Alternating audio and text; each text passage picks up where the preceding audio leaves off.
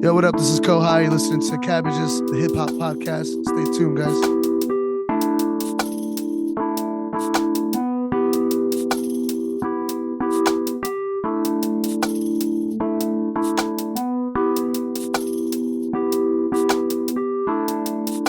Russell Crowe's a loathsome, murderous, lecherous, harassing, low-life cop fuck. But he's a hero, I guess. That's a description for this movie, but it also maybe a description for Russell Crowe. Yeah, I don't know enough about Russell Crowe, but sure, if the shoe fits. The understanding that I've gotten is he's not a good guy. He's not a nice person. He's not a good guy. Isn't he one of the dudes that has a band and it's like a stupid band name, like 500 Walls Full of Grunts or something like that? Yeah, it's something like that. We're basically Beavis and Buttheading Russell Crowe right now. That's as pretty the cool. opening to the show. Well, you know, it's like it says on the movie poster for the man with the iron fists. Oh, no. You can't spell Kung Fu without F and U. That is literally what is on the cover of the poster for this movie. That is the chosen tagline of this movie. If I had known that before I watched this movie, if I had known that that was what it was, I might have had some sense of what I was about to get into. Maybe I should be prepared for something ridiculous. Why? This movie is confusing, man. That tagline doesn't describe any part of the film.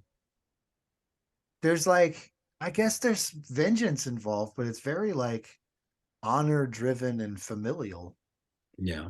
It's not like, oh man, that guy stepped on my shoe at the theater, I'm gonna fucking kill him. It's like, that guy murdered my father and I'm here to avenge the death of my father. I don't know, man. It just adds another layer to this interesting film. Yeah, I think we're going to have the conversation. We have a great guest, and somebody hopefully will be able to help us make sense of this, because it is confusing, and it is also in some places. I'm ready to dive in. I want this experience because there's positive in this movie. Yeah, and I think talking it out might bring out some of the good things. It's going to bring out some of the bad things, but it'll bring out some of the good things. They're like, this movie, it's weird. I want to see what it's like when we come out the other side. Yeah.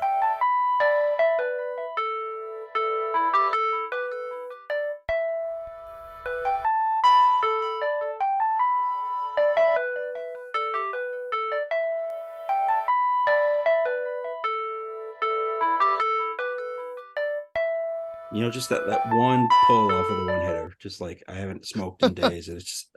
I don't know what it is tonight, but I did like a bong hit and I'm in fucking Wonderland. I can't lie. I think it's because I didn't eat tonight.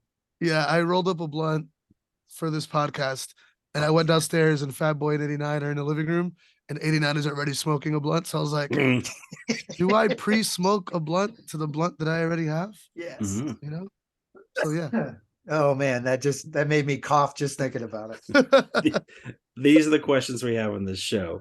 I am very excited to introduce our guest for today's show. Joining us now is Kohai, the Wonderguy, the Jersey rapper, producer, and DJ, runs in the same circles as Fatboi Sharif and 89 the Brainchild. They're also two of his co-hosts on the biweekly Strangers Live radio show at Newtown Radio. His latest project is called Tales from Neo Tokyo 98. Available on Bandcamp and wherever music is streamed or sold. Hello and welcome to the show. Hello, guys. Thank you for having me. Very excited to be with you fellas.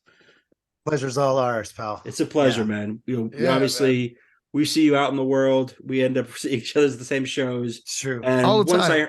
When I heard Neo Tokyo, I was like, all right, we got to have him on the show. It's official. We have to have him on. And and we picked quite a movie for you today.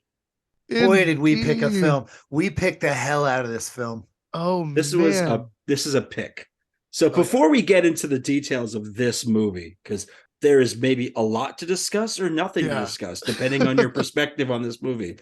But let's just begin with, I think, the natural discussion topic, which is the woo. Oh, yeah. What is your sort of experience? What is your kind of entry level experience and your continued experience with the Wu-Tang Clan? Oh man, I fucking love Wu-Tang Clan. I mean, obviously, the albums Tales from Neo Tokyo 98. So growing up, any rapper or music that was attached to, anime or fighting game culture or kung fu or anything like that, Gorillas, Wu-Tang Clan, anything like that, it was like right up my alley. You know what I mean? So I grew up listening to 36 Chambers, obviously. Sure. My family was a lot more of like, they were Biggie and Bad Boy and more, club hip hop at that era. But I was always a skate kid, so Wu-Tang Clan was very in that culture as well. But yeah, I love the Wu. Me and 89 watched the Wu-Tang Clan Hulu TV show.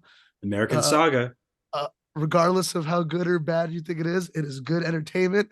You know what I mean? But yeah, I love the Wu-Tang Clan, man. They're absolute legends. I remember when they used to play the single Method Man on the radio.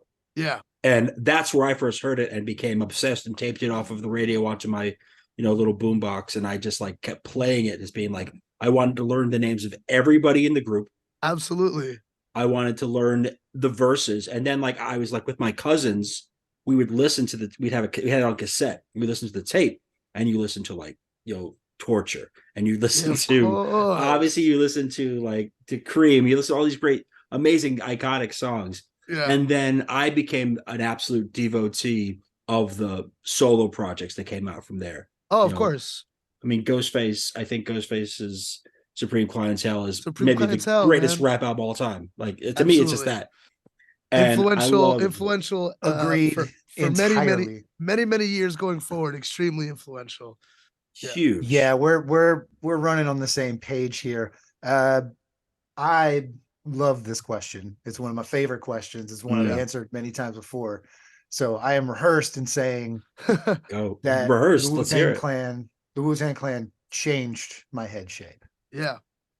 Completely and utterly like devastated me as a listener, as a human, because I realized that I wasn't listening to enough rap.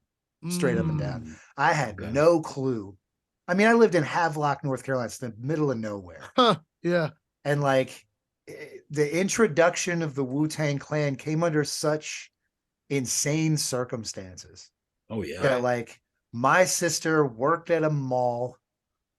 I think a lot of rap came into my life this way, Gangstar included, where she worked at a mall and a security guard and her hit it off and became friends. And he was like pumping rap into our lives. Yeah. Yeah. And I believe that's how I heard it. One way or another, it's not something our family was going to introduce to us. Yeah, for sure. So I remember going to this trailer this dude lived in and just sitting and like rifling through while they just like hung out and smoked weed and shit. I was not interested in drugs at the time. At the time. And I was very young too. Like drugs weren't really a thing.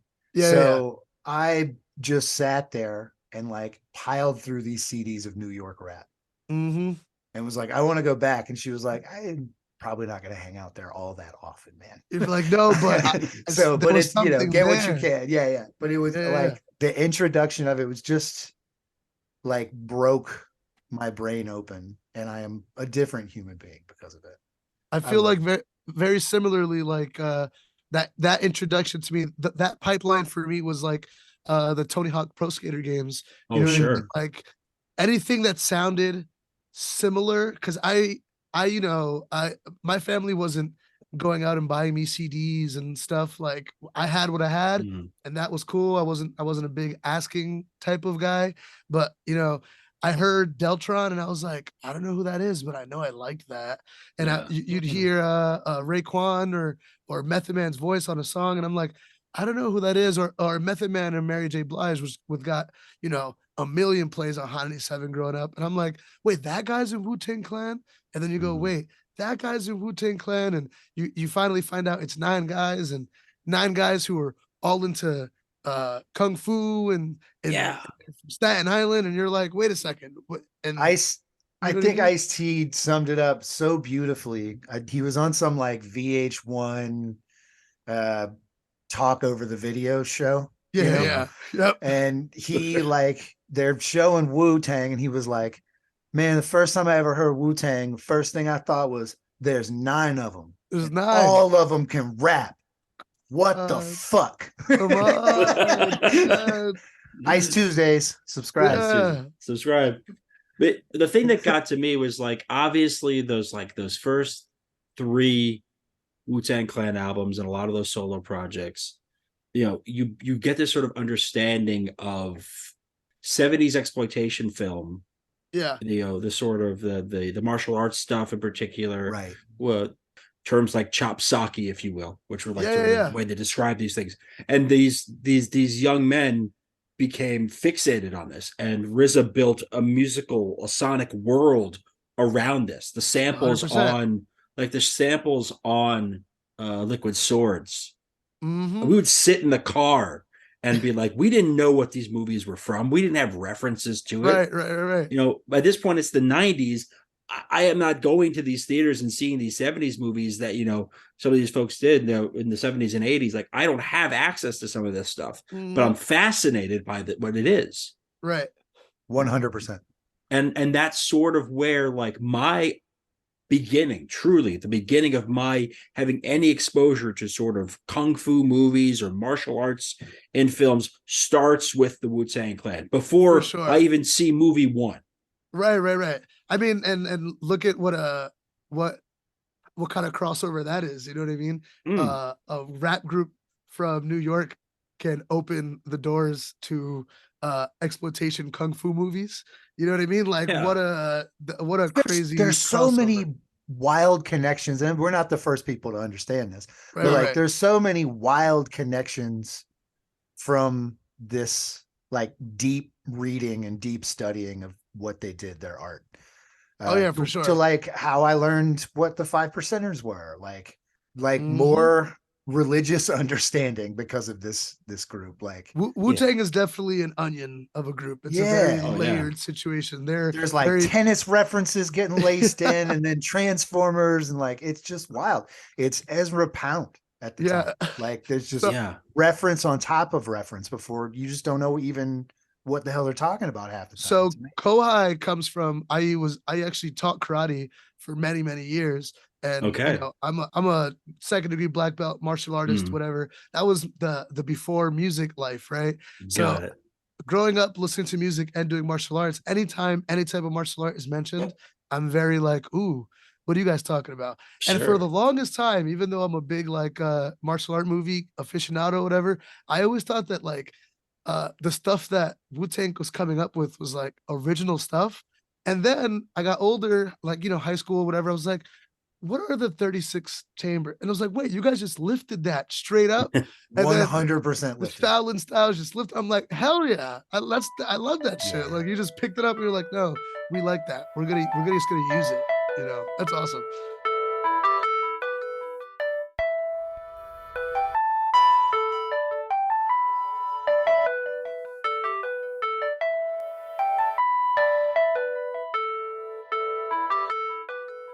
This movie is such a perfect marriage.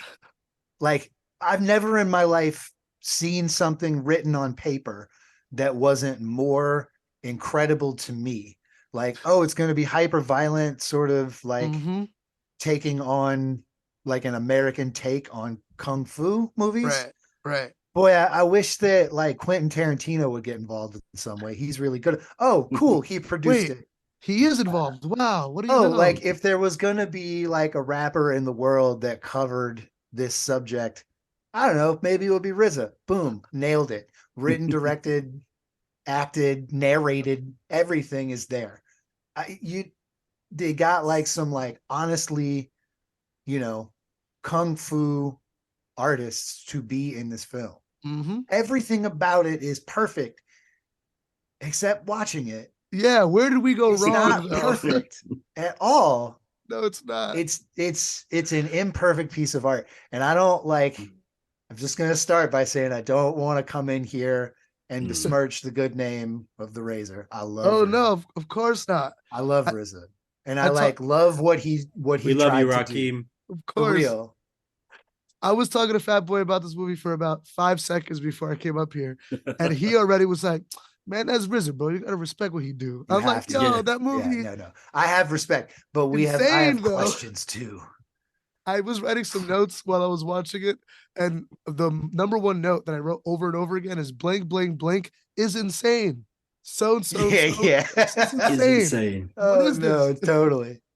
A lot of my notes were questions, and they were like, "He's in the thing. He's the one that." Right. Okay, that would be the note. It'd be like, okay, so it's that guy. Yeah.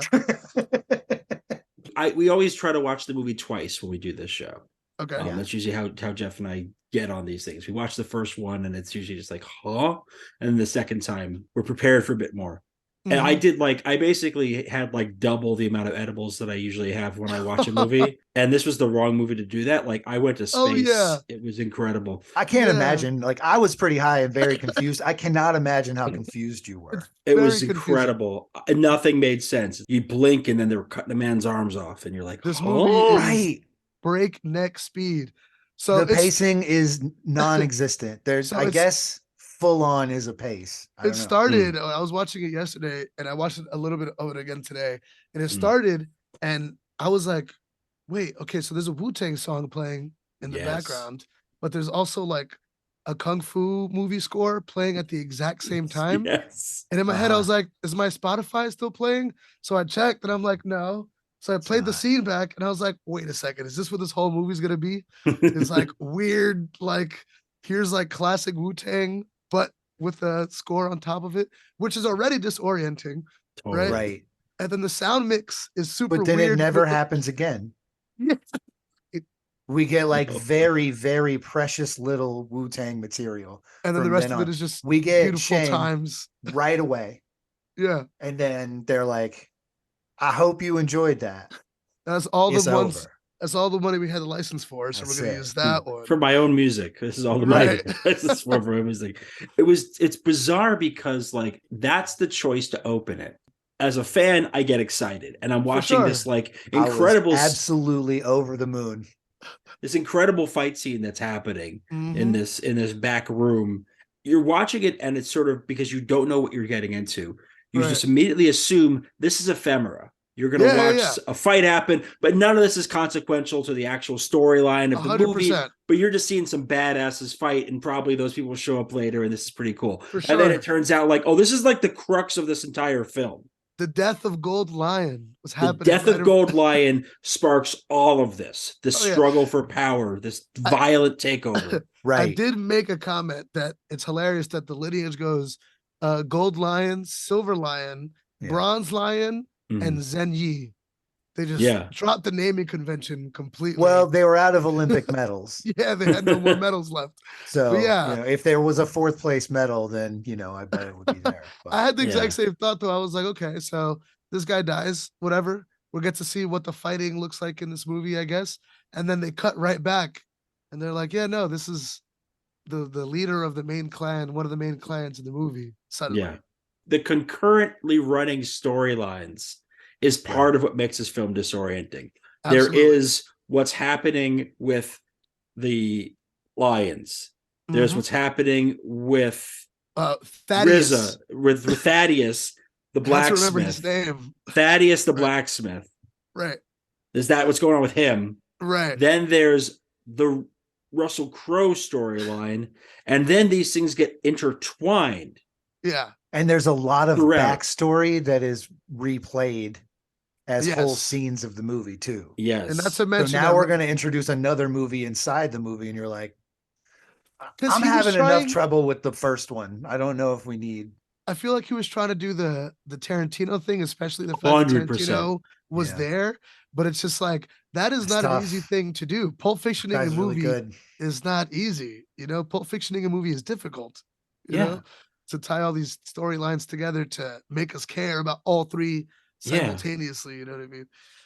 And they also, you're getting these characters, like, you don't know what everyone's intentions are. Like Russell Crowe's intentions and his allegiances aren't clear until really nearly the end. Pretty much the end of the movie. Yeah, you're like 15 minutes left, and you find out like, oh, actually, he's on the side of the Emperor. Oh, because shit. One of my notes in it is, who's that dude?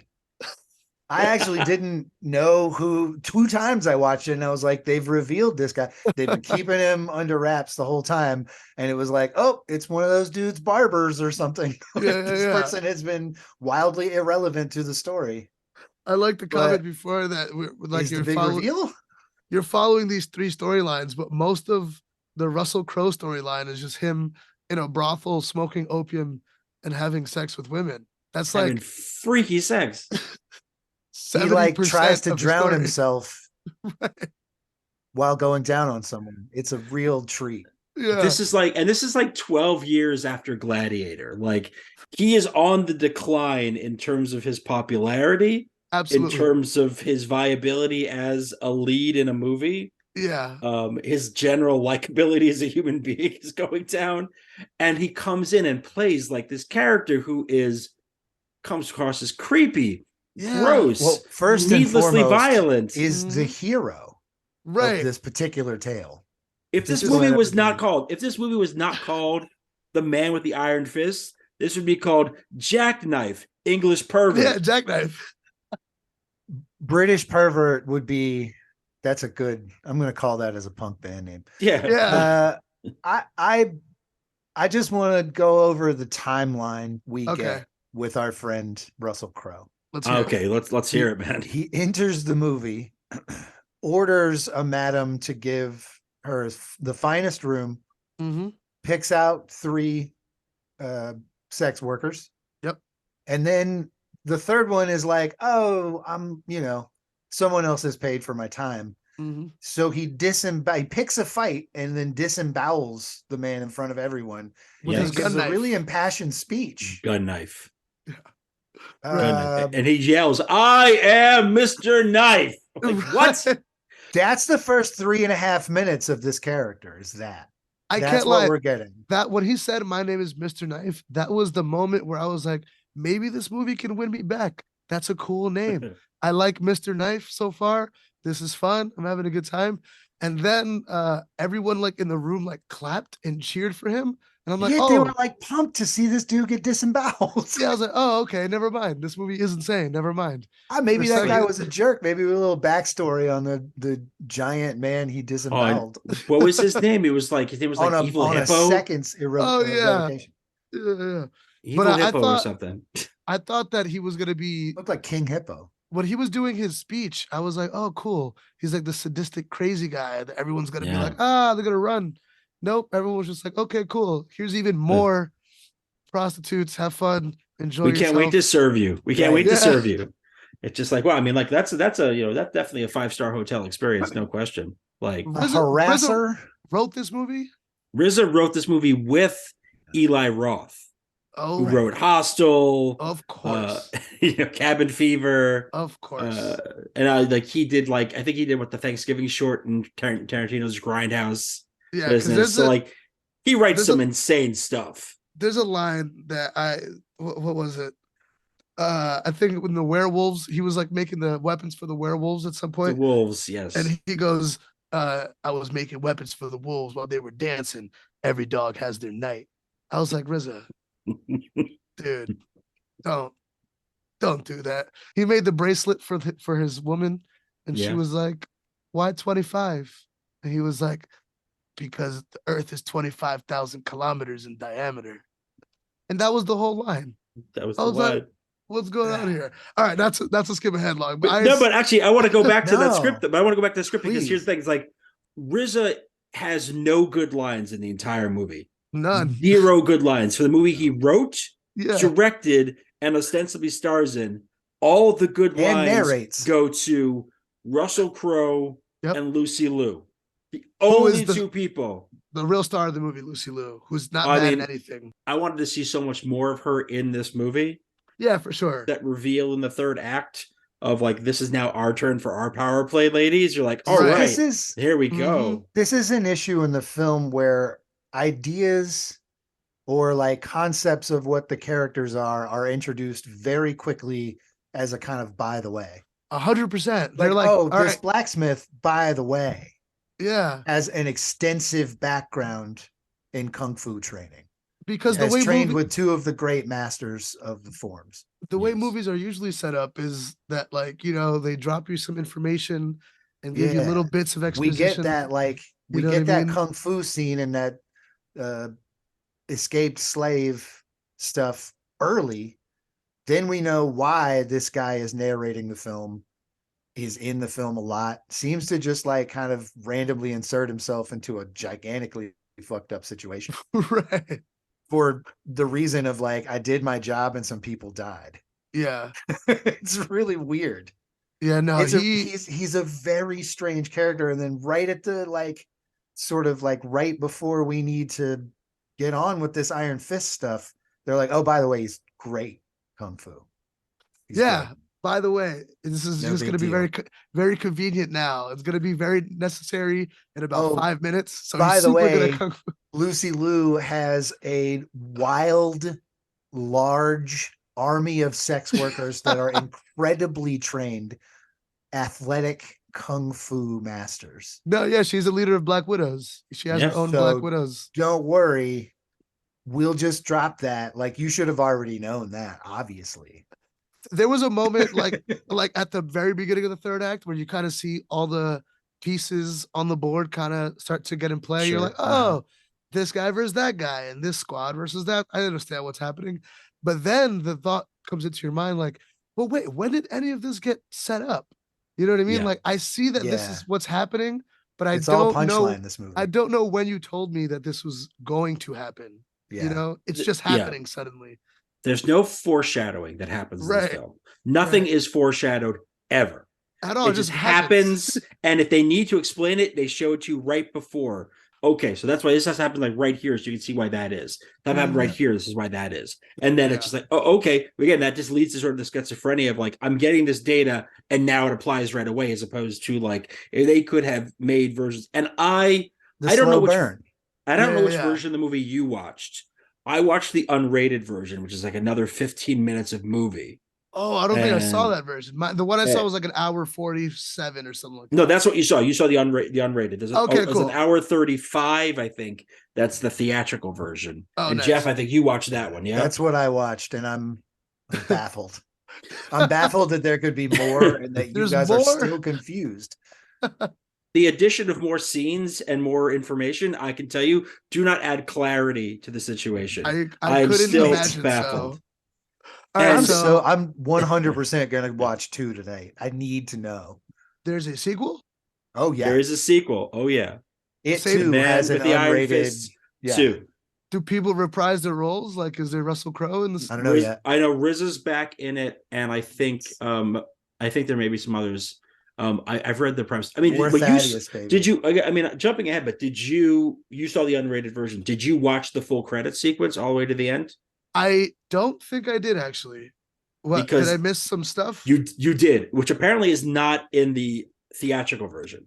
Okay, but they basically set up a second movie during the credits. So the credits begin, and they basically show you the individual characters, the actors, and their names of the film doing their various kung fu styles.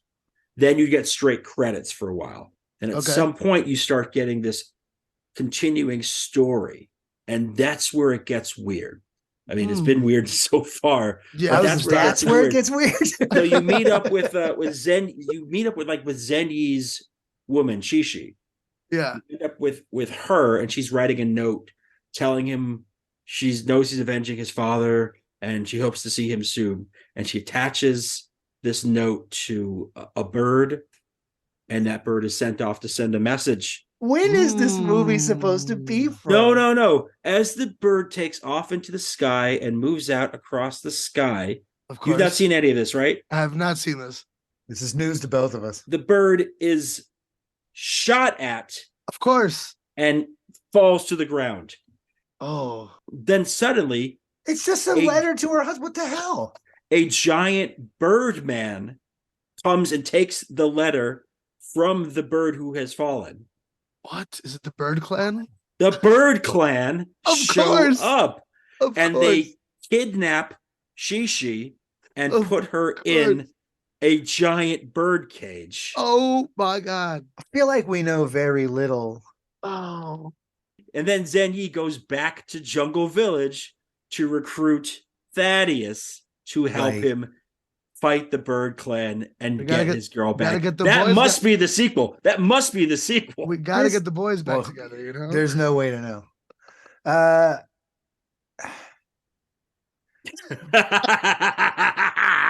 That's what happened to this movie. I'm sorry, man. We don't know enough about this dude to like follow him for a second tale. Yeah, I felt that. The man with the iron fist, I don't care about him. That's the thing. I don't care about his fists. But no, his why can't I remember the name? You guys were just saying his name. Zen Yi? Zen Yi. Yeah. Zen Yi. Or the X-Blade, but here's all we know is that if you don't fuck with him, he seems like a pretty nice dude. He's kind of chill. He's just wants to chill. He really is into his lady. He was trying to chill with his He's girl. really into his partner. He loves his partner. He didn't give a shit about the gold, was upset when his dad died. You know what I mean? That's some honorable shit.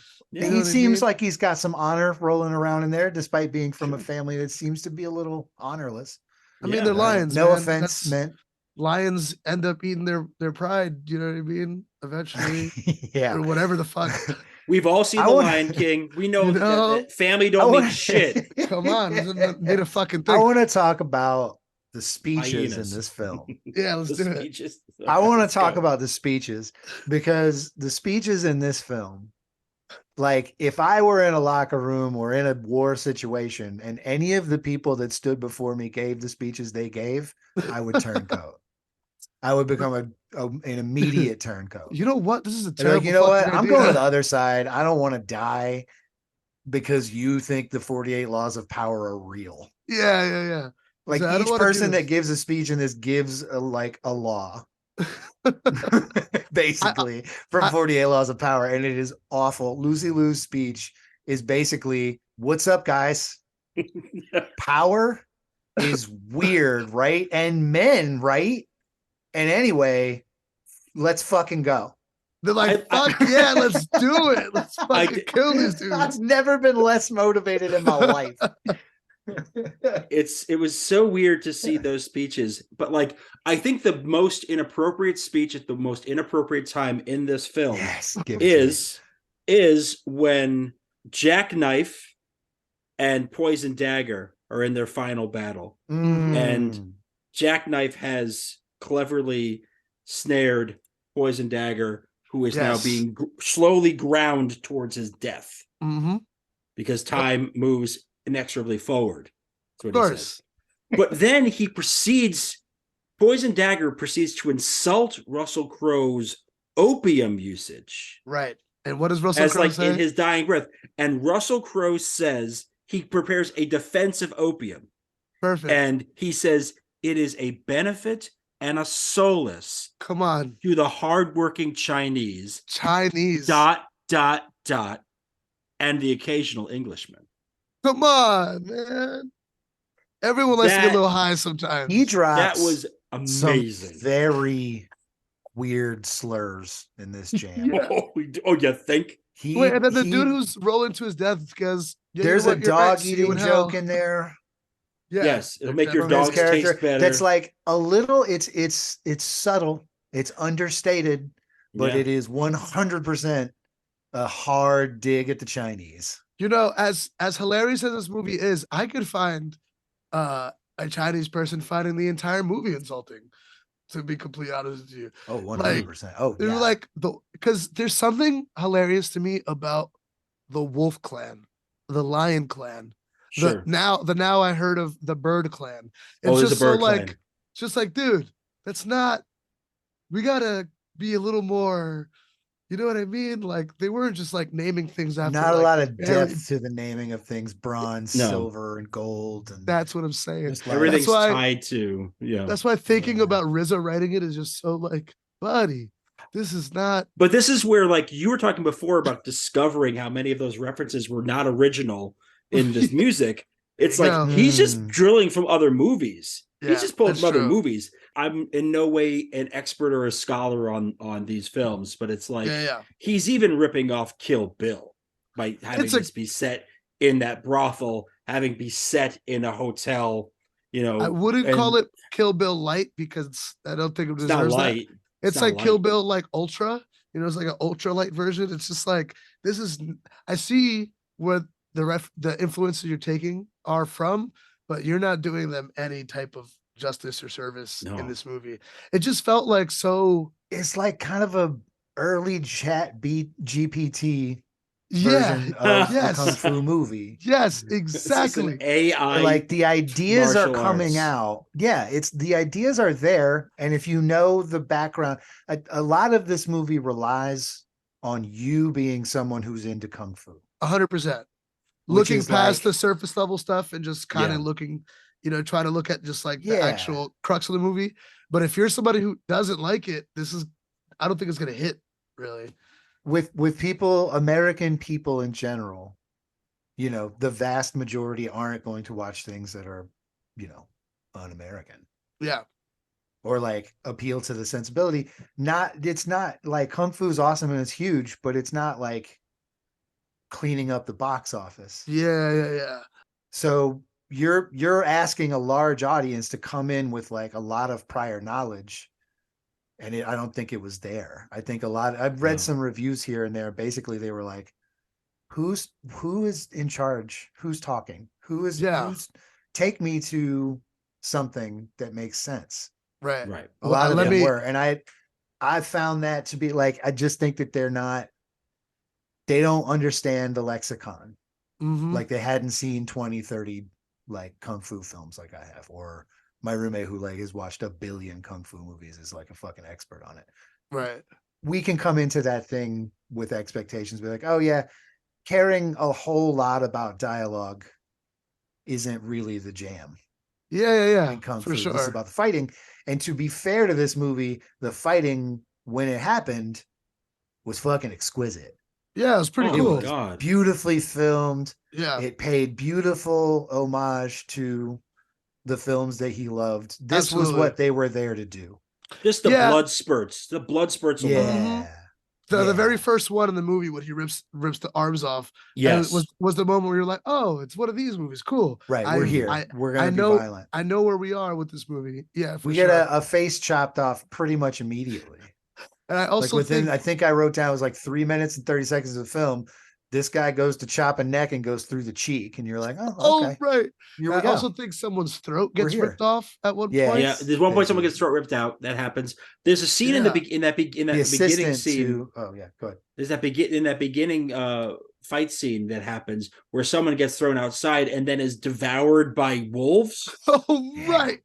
Just gets eaten. Never explains that.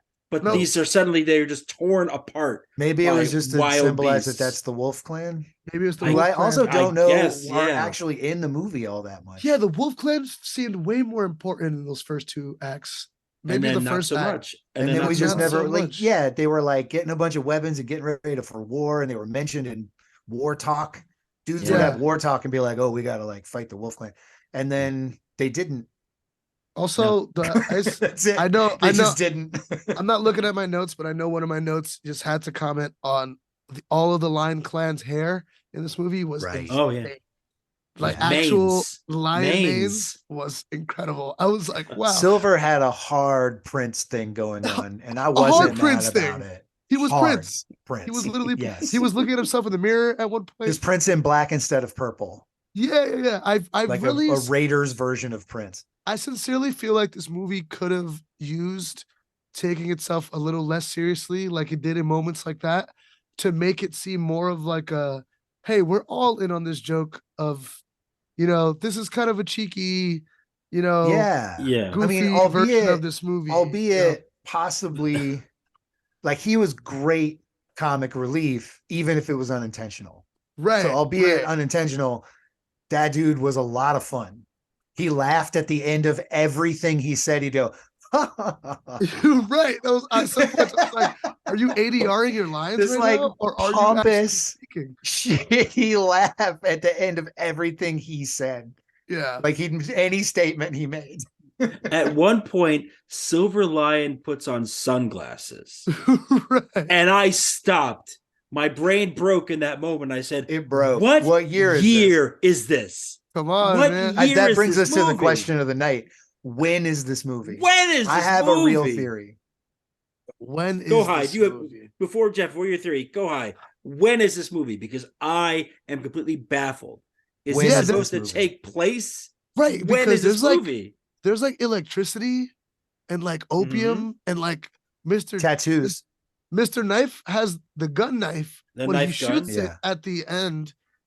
Zen Yi's like, what the fuck was that? And he was like, you never bring a gun to a knife fight or whatever. Yeah. And Yeah. I was like, I always bring a to- gun Right. to an I was like, Always. was his mind just blown by a gun just now? Yeah. You know what I mean? It's I like don't the know. discovery of gunpowder, but like it wasn't even just like a gun that was behaved I like thought a that gun. the It Chinese was like discovered gunpowder. like oh, Jack Knife is like a character from the future who Yeah, has he's been like a- brought back in Oh, time. maybe is that true? I mean, that's how I have to look at this. It's That like, would there are be characters. Well, the thing is, like, that look, would be awesome. if this think movie about was like more this. sci-fi, it probably would have been better. If there was a little more of a sci-fi element, you would have been able to make that case credibly. That everybody else was from that time in some respects. But then, of course, the Right. sunglasses, silver line thing throws me off. But like, they're trying to set a time frame by saying we're giving Riz's background as an American slave, Right. which with Pam Grier as his mom, Oh my God, you're right. which is a very cool cameo to see her. But also, like when that happened, I kind of just got to that what the fuck? Like, wait, how did we get here?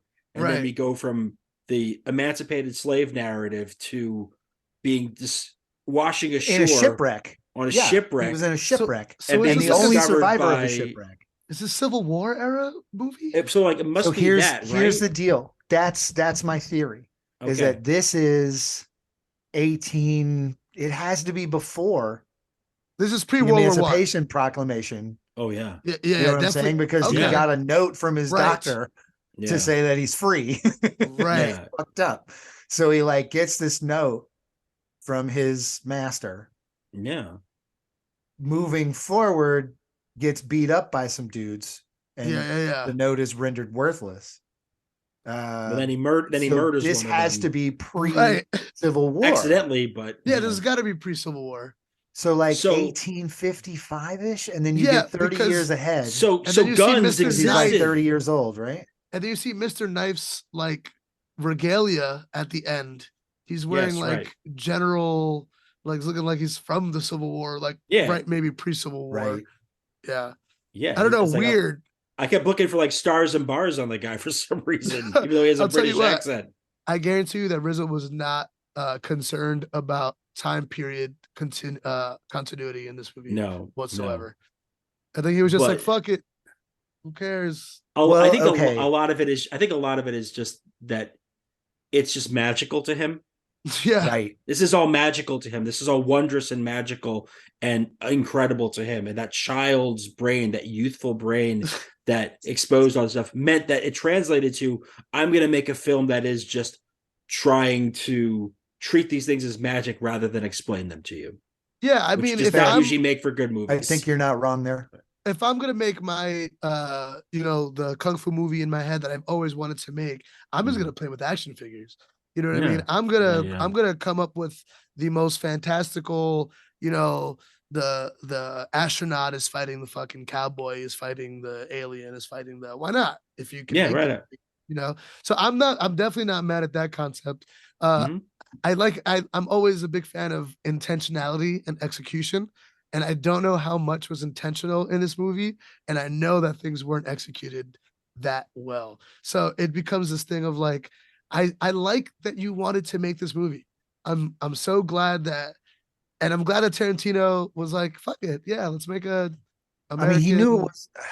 I didn't look up the numbers on this, but I can't imagine that it was like wildly expensive. It was Yeah. not. I and can it- and it- imagine. Yeah. And, it more or less it's almost broke guaranteed even. to make money. You know what I mean? I mean, Right. they It made a broke sequel, even. So okay. So I mean, So they it made broke a even sequel. domestic. It broke even domestic. It was just like a $15 million movie. It made about 16 domestic. You add another 4 or 5 grand to it for global. Yeah. But it's also like you make a movie for $15 million. I mean, while that's a very large amount of money to us as individuals. Absolutely. In terms of making a movie, $15 million is a small sum 100%. to a studio in the grand scheme. Listen, they got their investment back. Studio was just like, hey, whatever. We wipe our hands of that movie. Listen, they made enough to warrant a sequel. Exactly. So that's the thing, is they probably were just like, if you can slash your budgets, you can have one. And he was like, cool, man. I guarantee you the second one is just fights. Yeah. I bet it's a whole lot more fighting. RZA did not direct the second one. I'm a little wary of the second one because it's from a director whose name I wasn't familiar with. And then I started looking up that director's other films. And that director is notorious for making sequels to movies you've already heard of. Oh, so he's like a Donnie Darko 2. Yeah. So he did like Ellie 2. Oh, I'm way more into this film than I was before. He's the director of Hard Target 2. Oh, yes. What I specifically want is the thing I love about sequels the most when they're really campy. Is when they just like, you're like, oh, what has happened in the past, even though you only know this person for like 90 minutes or whatever. Yeah, it's right. Canon. And you don't even need to like throw this plot in there. They're just going to jump from fight to fight. And then two of these people are going to fuck. Yeah. I mean, because that's all the movie. Let's cut and print this thing. Costs like $3 million and we're going to make $9 million. That's all we really wanted for the more of the movie, of the first movie in the first place. I didn't want more. Precisely. Dude, I don't want RZA to have directed it. I want someone who's not going to talk to me for 70 minutes of this movie. I want someone who's going to be like, this village is this, and it is known for having this clan. Fight. Yeah. I wonder if they thought that this movie was going to get some sort of like cult classic status or acclaim, because I don't think it has it. No. I think I think people look at it as kind of a goofy movie, which sucks because like a Quentin Tarantino executive produced RZA, Eli Roth, Russell Crowe, Lucy Liu movie should be like, oh man, that's like that movie that I watch all the time when I'm stoned or whatever. And it's not that movie. I'm not going to watch this movie again. Probably. That's another one of the things that's really risky about doing a hyper violent kung fu movie too, is that like the cult status a lot of times comes from it rerunning. Yes. And the hungover community in a service to us for sure brings the things as, look, the edited version of this is amazing. Yeah. Let's watch the unedited version. And it becomes things like, this movie's ridiculous, but it's actually pretty sick. Yeah, that's not getting syndicated. That's usually anywhere. This could do it, except it's like hyper violent, which is fine. I like that, but it was hyper violent, so it's not going to get a ton of love. It's wildly sexual, like so sexual. You got to cut Russell Crowe out of the film, right? But also not sexual, not nudity. Yes, there's not nudity, like, sexual situations. It is like simulated, implied. But people are getting dug out. Like it's not, it's softcore pornography level. Yeah, there's the one scene. They're really, they're getting into. There's the overhead shot of all the different rooms and the different colors. I thought that was really well shot. I was like, oh, this is nice. This is pretty cool. Yeah. It also made me realize that we were definitely on a set. that moment, I'm like, to get that shot, it has to actually be shitty and not real. I was like, oh no. A little bit of disbelief. Giving it away. Like no, but it's fine. And it's fine that it does that. But like at that stage, it's like I've already seen so much absurdity. Don't make me suddenly be like, I'm on a crane. Yeah, I'm on a crane. It's like, yeah, I know you guys are. This is not real. Clearly, I'm in a movie again. I'm watching a movie again. How'd you guys feel about our friend Batista? And I think what is his first role or one of his first roles? Yeah, tell me anything about Bautista's character that doesn't involve the fact that he is actually an Avenger. Tell me anything. Where did he come from? Where did he go? This is the Tiger style. Joe's. He is from the Tiger Clan, which is revealed at the very end. It is revealed in his final battle. Nothing about. Oh wow! I didn't even pick up that implication. A clan that is introduced to us this way. I thought RZA was just saying Wu-Tang stuff. I didn't even realize that he was just saying Tiger style. Wow. He was fighting in Tiger style. Once he realized he was in trouble, he like reverted to his style. Mind blown. Yes. Instead of just being a big. And RZA's like, I thought you went extinct. Yeah. Okay. And he's like, we did go extinct. I killed my entire. Dude, the bronze body does not. And fuck then around, suddenly, clearly. a guy who would just cut off your arms makes sense. This is a Yeah. man who slaughtered his entire clan He doesn't to care be about the anything. only survivor, not to lead the clan, but like this is a nihilist. This is someone who believes in nothing. Gotta talk sensibly, but at some sort of level, we have to talk about what is Bautista in this movie. Yeah, what is Dave in this movie? Because there are some magical elements, right? So for the fact slice like the fact that they were skin. talking about chi and stuff, and Yes. just the fact that RZA can move his fingers in the iron fist. I had to go back. To read that scene to be like, explain to me how chi works again. Right. The fact that he can move them means that in this world, I guess there is some sort of like whatever. But Batista's shit is like way more intense than everyone else's. Like 5% of powers. Yeah, no, he's just gold or bronze. Yeah, they just know that. Yep, he's a big bronze having baby. had to experience it and die at his hands. So Xerxes. This leads me to talk a little bit about so first of all, this is essentially an Avenger. Mm-hmm. There's nothing about this that isn't just superhero. No, he's a superhero for sure, or a villain.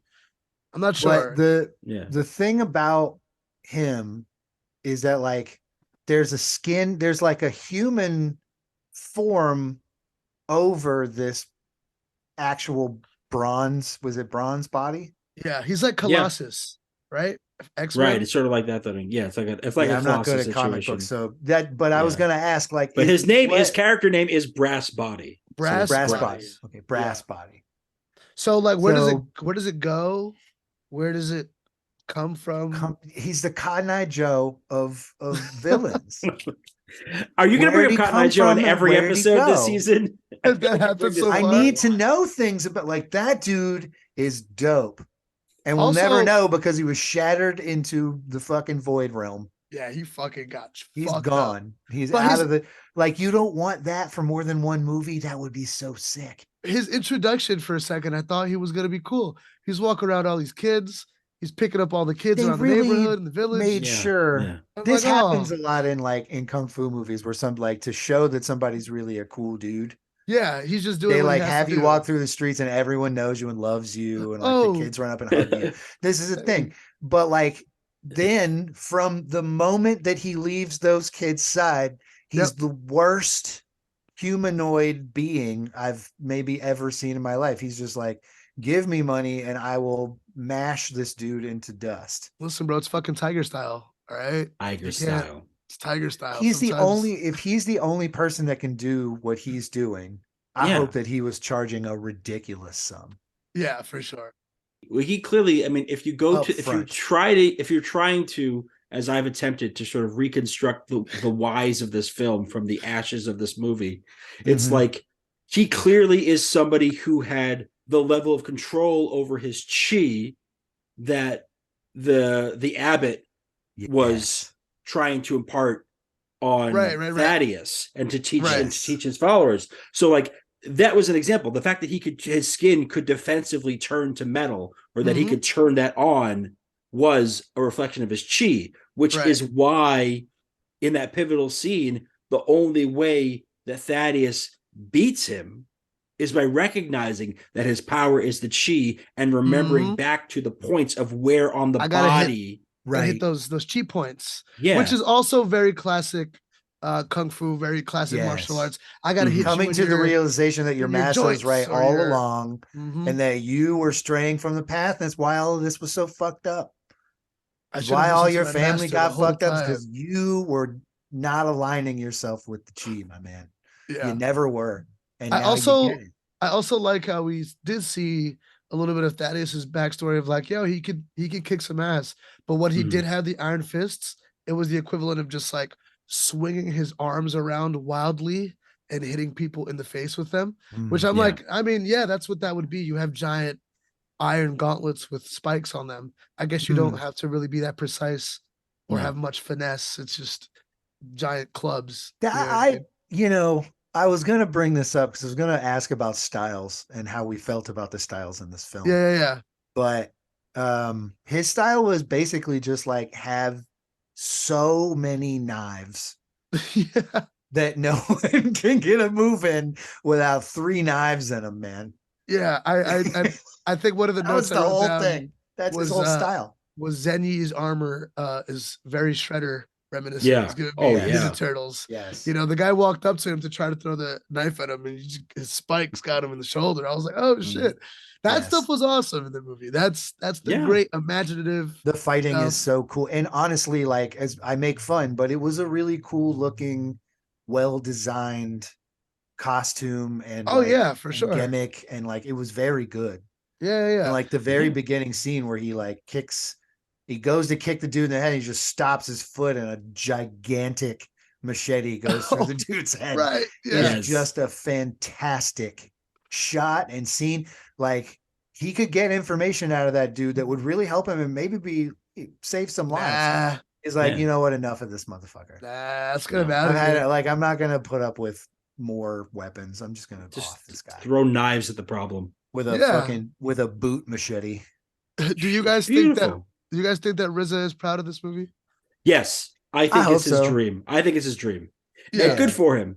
Like, look, we've watched some straight trash on this show so Yeah. many times. This This is movie not is trash. not that. It's not not. trash. It's really not. This is We not trashed it a little bit garbage. earlier, but like it Yeah. asks some weird question. It just is weird. Yeah, It's a weird movie. I don't know if I like it or not, but I'll tell you this. I'll remember a couple of those scenes vividly. Yeah, for sure. Russell this is a Crowe's movie you character can I will talk about. remember vividly. Yeah, I can as remember him kissing many, many women in An this awful movie, part of the film. Awful, Oh, by the awful, way, awful. so he does all of this like sexy stuff and then turns on his ear at one point. He's like, uh-oh, shit's going down, and just becomes like a blacksmith, Yeah, an incredible kung fu artist, a weapons inventor.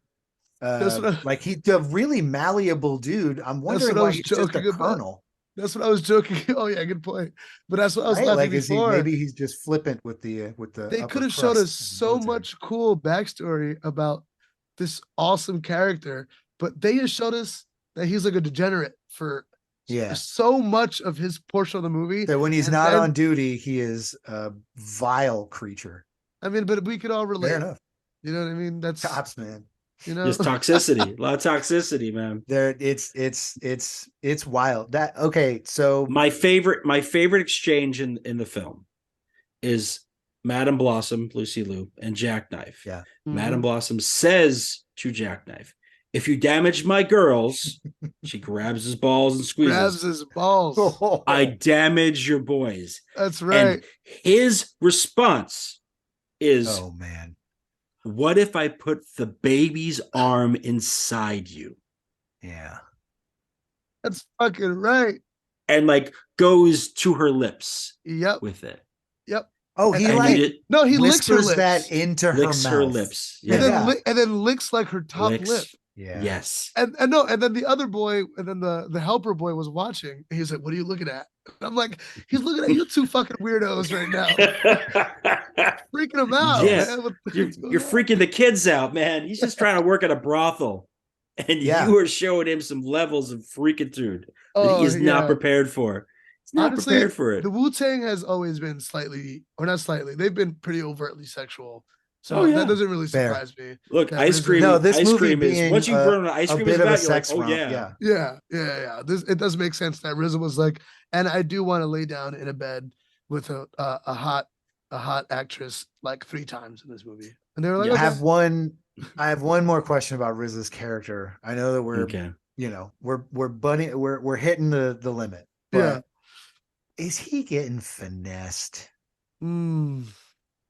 Ooh, that's a Yes. good question. Is he 'Cause getting finessed? He tried Like, to save her like 3 times. Because he's in the just movie. handing her money and then they're having sex, and that money goes in with the rest of the money.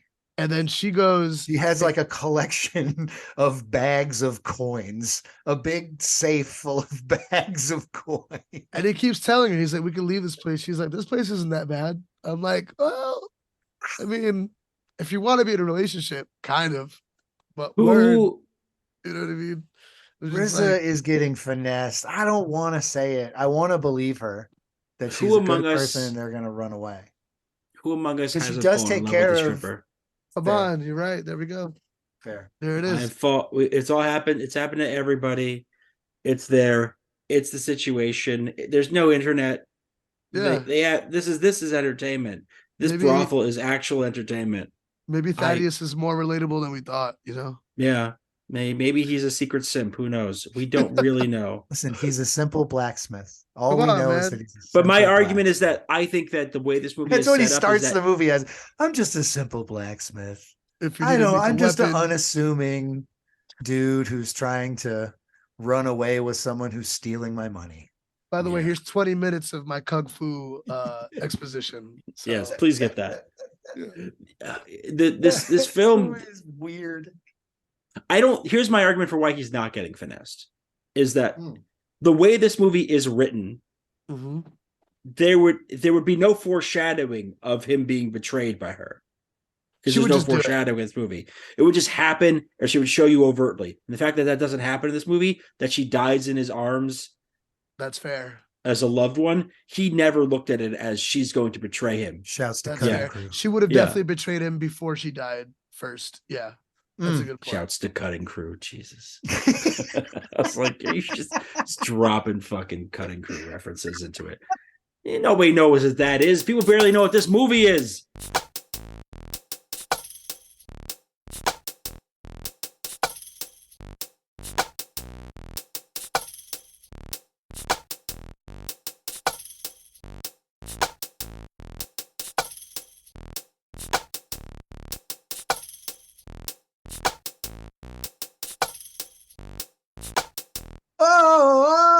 Oh, I just died in your arms, Gary. Gary, don't be mad at me. What we went through, Gary, What we came out of. we got out the other side of this conversation. Mm. We did. And I don't the fundamental tenets, like if kung fu Mm. and there the rap, rap music and there's a Yeah. if you the line of the if you follow the line, the lineage, the line there, the general Get your thoughts Sorta- going. Get your thoughts going. Okay. iron and bronze, and Are you just naming things now? What's going on? do when light cascades, like if you like in a waterfall, Are you having a and stroke? there's You have to tell me if you were having a stroke. he's like over the overshot,